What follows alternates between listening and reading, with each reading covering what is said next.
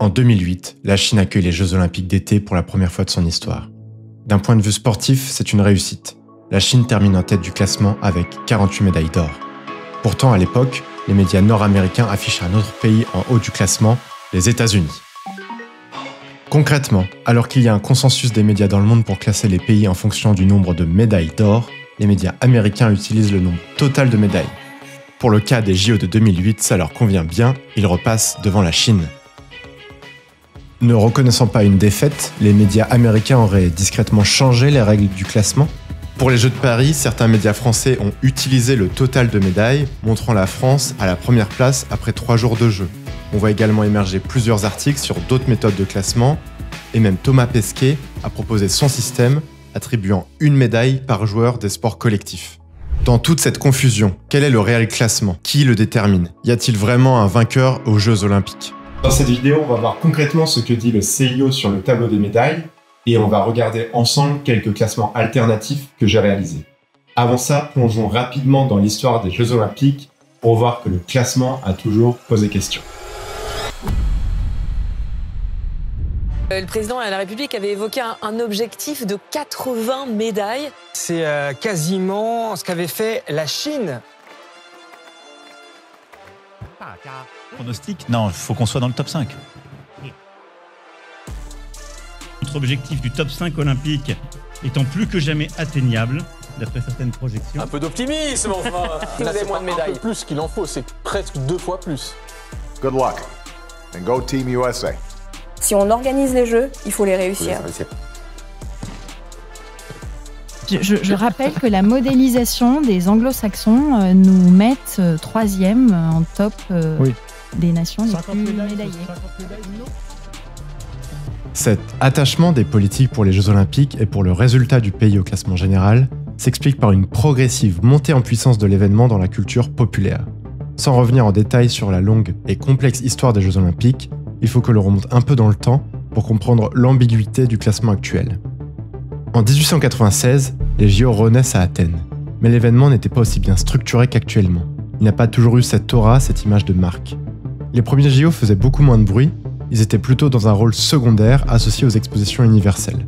Les JO étaient alors sous tutelle de ces événements, une sorte d'événement annexe. Les symboles et les usages aujourd'hui ancrés dans la culture populaire étaient bien différents. Pas de flammes, de cérémonies, d'hymnes ou de médailles. La structuration commence réellement en 1920, après le traumatisme de la guerre. Sous l'impulsion de Pierre de Coubertin et dans un contexte de recherche de paix, les Jeux s'appuient sur de nouveaux symboles qui reprennent les valeurs chères aux barons, pacifisme, élitisme et universalisme. Dès les premiers JO, l'idée de classer les participants émerge. Même si ce n'est pas structuré, plusieurs méthodes sont testées, par nombre de vainqueurs ou avec des points par nation. Mais classer les pays n'était pas évident car il était courant de voir des équipes avec des athlètes de différentes nationalités. Parfois on ne représentait pas un pays, mais un club ou une université. En 1930, face à la montée des nationalismes, le CIO inscrit dans sa charte que les classements doivent cesser. On y reviendra. Le CIO a également supprimé de son décompte toutes les épreuves considérées comme non olympiques, alors qu'elles avaient bien eu lieu. Il y a plein d'exemples notables, les courses automobiles, la pêche, les épreuves artistiques ou la fameuse épreuve de montgolfière des JO de Paris.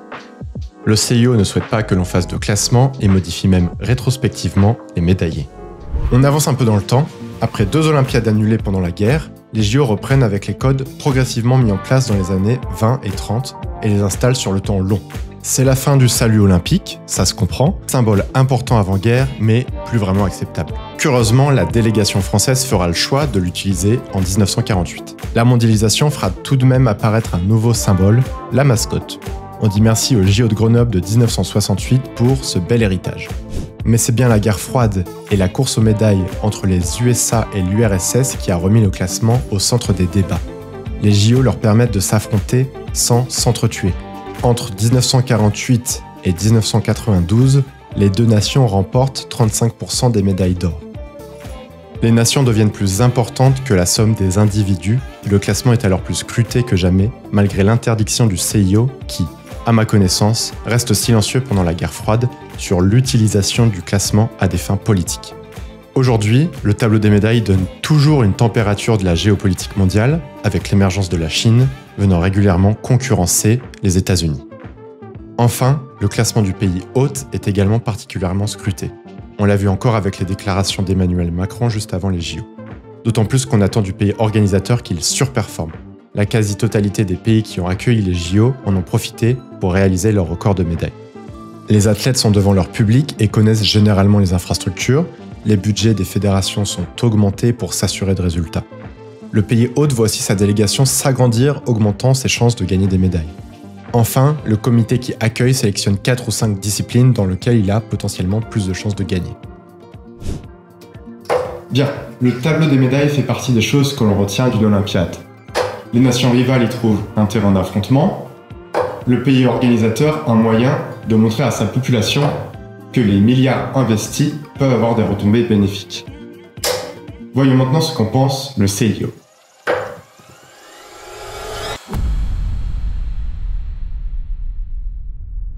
Le CIO publie bien un tableau des médailles, mais il n'effectue pas de classement entre les pays et ne désigne pas officiellement de vainqueur de l'Olympiade.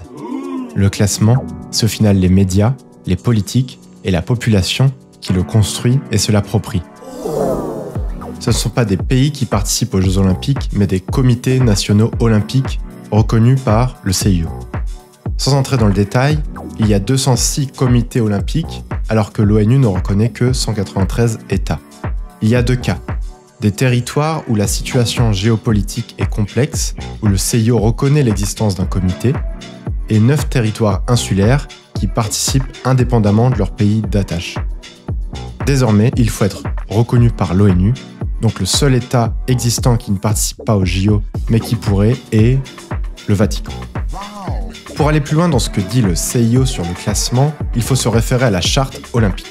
C'est un document qui encadre depuis 1908 les principes fondamentaux de l'événement et du mouvement olympique.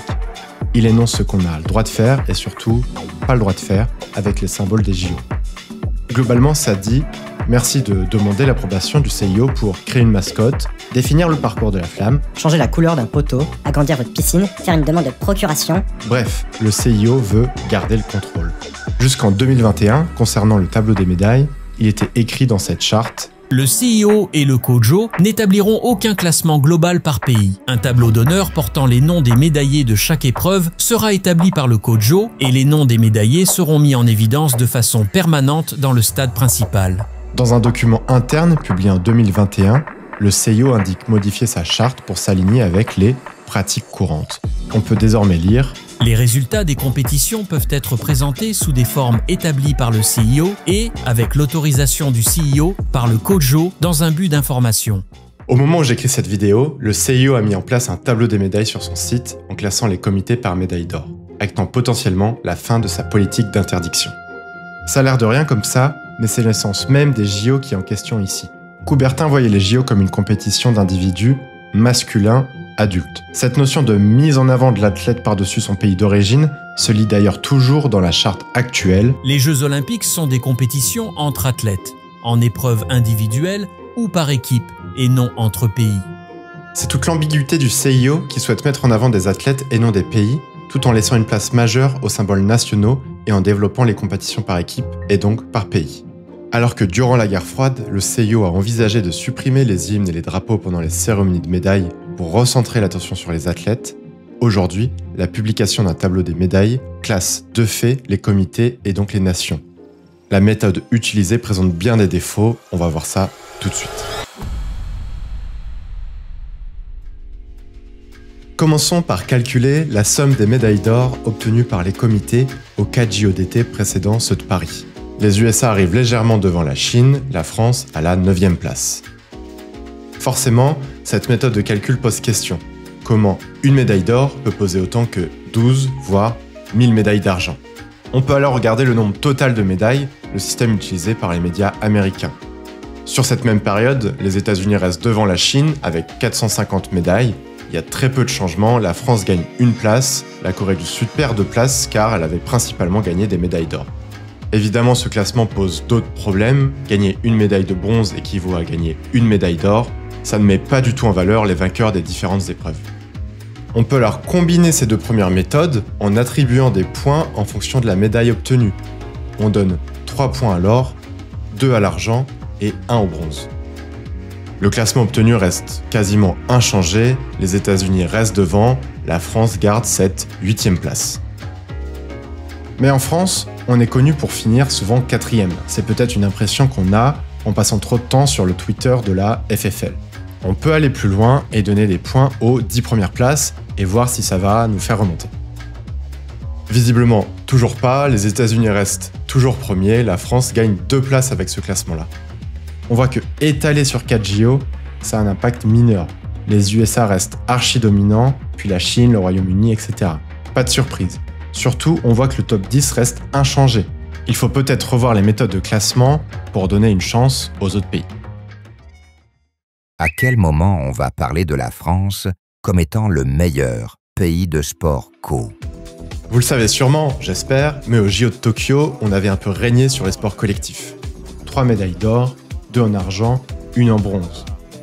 Comme son nom l'indique, un sport collectif implique plusieurs joueurs dans une même équipe. Ça peut aller jusqu'à une trentaine en fonction des disciplines. Ils vont faire jusqu'à 10 matchs dans une Olympiade, et tout ça pour se partager une médaille. Vous voyez où je veux en venir, alors qu'il est possible pour un athlète ou un nageur de gagner 3, 4, 5, 6, 7, 8 médailles d'or en une Olympiade, 15 mecs doivent se partager une médaille alors qu'ils ont sorti la compétition de leur vie. Alors, loin de moi l'idée de dénigrer Michael Phelps et ses 23 médailles d'or, c'est un des plus grands athlètes de tous les temps, mais c'est aussi parce qu'on lui a donné la place pour le faire. Au JO de Tokyo, il y avait 48 médailles à gagner en athlétisme, 35 en natation. Ce sont vraiment les 2 disciplines phares des Jeux. Entre 8 et 18 médailles, on retrouve des sports avec des catégories de poids, multipliant le nombre de médailles à gagner. Autour de 12 médailles, il y a des disciplines avec de nombreuses configurations de compétition différentes. Entre 5 et 6, on retrouve les disciplines avec des épreuves mixtes. Et enfin, avec 2 médailles à gagner, les sports venant d'arriver dans les Jeux, certains avec moins d'athlètes en compétition, mais aussi les sports collectifs. On pourrait alors refaire une nouvelle distribution plus équitable des 340 médailles d'or entre les 46 disciplines, en donnant un poids équivalent à chaque sport. On a alors 7 points à se partager pour chaque sport. Cela va augmenter artificiellement le poids des sports avec peu de vainqueurs.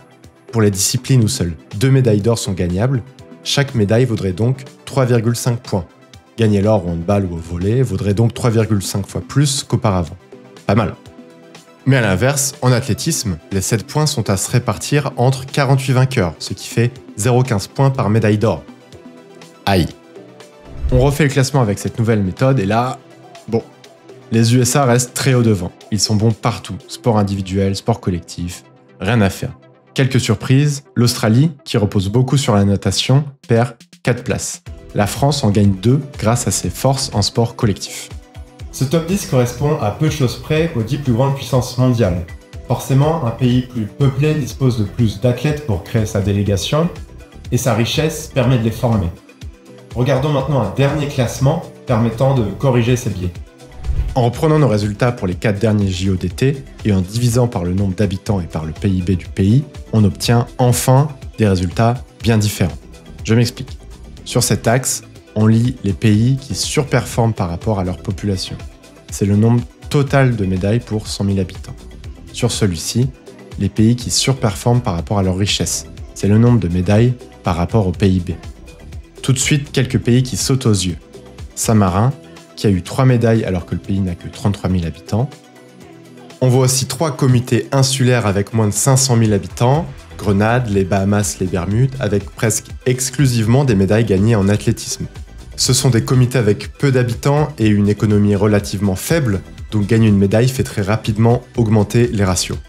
Si on se concentre uniquement sur les pays avec plus de 10 médailles gagnées, il va falloir zoomer un peu, mais c'est bien la Jamaïque qui semble dominer les Jeux Olympiques, avec bien sûr Usain Bolt, mais globalement une forte spécialisation en athlétisme, 43 médailles en tout sur ces 4 Jeux Olympiques.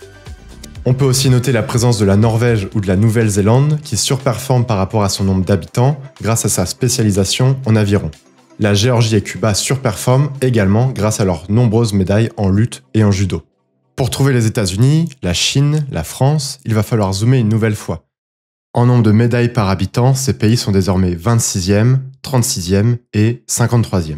On aurait également pu regarder le nombre d'athlètes par discipline ou par comité, l'investissement dans le sport par pays, l'indice de développement humain ou encore les différents types de régimes politiques qui vont pousser plus ou moins à la performance. Bref, comme le CIO ne définit pas de critères officiels pour effectuer ce classement, on est libre de créer les nôtres. C'est ce qui permet aux médias américains de faire leur classement du total de médailles, et pour info, ils ne l'ont pas juste changé en 2008 pour repasser devant la Chine, ils ont toujours fait comme ça. Les classements, par l'or ou par le total de médailles, avantagent les nations riches et peuplées. Ils donnent un point important à l'athlétisme, la natation ou au sport de combat, ce qui oriente les investissements de petits pays qui vont se spécialiser afin de faire émerger des athlètes, des nageurs ou des lutteurs. L'avantage du classement par médaille d'or réside principalement dans son extrême simplicité. J'ai lu beaucoup d'articles avec des calculs pour analyser ou prédire un gagnant de l'Olympiade, mais la complexité des calculs fait que l'on perd complètement la lisibilité pour le grand public.